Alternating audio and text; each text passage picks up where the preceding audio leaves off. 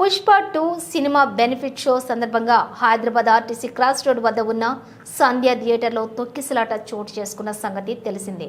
ఈ ఘటనలో ఒక మహిళ ప్రాణాలు కోల్పోయారు. ఈ నేపథ్యంలో హీరో అల్లు అర్జున్పై చిక్కడపల్లి పోలీస్ స్టేషన్లో కేసు నమోదైంది.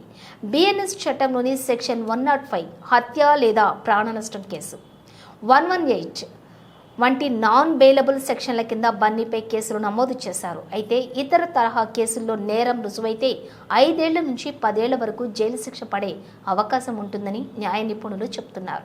బెనిఫిట్ షోకు అల్లు అర్జున్ వస్తున్నారని తెలియడంతో సంధ్య థియేటర్ వద్దకు భారీగా అభిమానులు చేరుకున్నారు. డీజే కూడా ఏర్పాటు చేయడంతో కోలాహలం నెలకొంది. పోలీసులు కూడా వారిని కంట్రోల్ చేయలేని పరిస్థితి ఏర్పడింది. విధి లేని పరిస్థితుల్లో పోలీసులు లాఠీచార్జ్ చేయడంతో తొక్కిసలాట చోటు చేసుకుంది. ఈ ఘటనలో ఒక మహిళ మృతి చెందింది. మరోవైపు హీరో అల్లు అర్జున్ వస్తున్నారనే సమాచారాన్ని తమకు ఎవరూ కూడా ఇవ్వలేదని పోలీసులు తెలిపారు.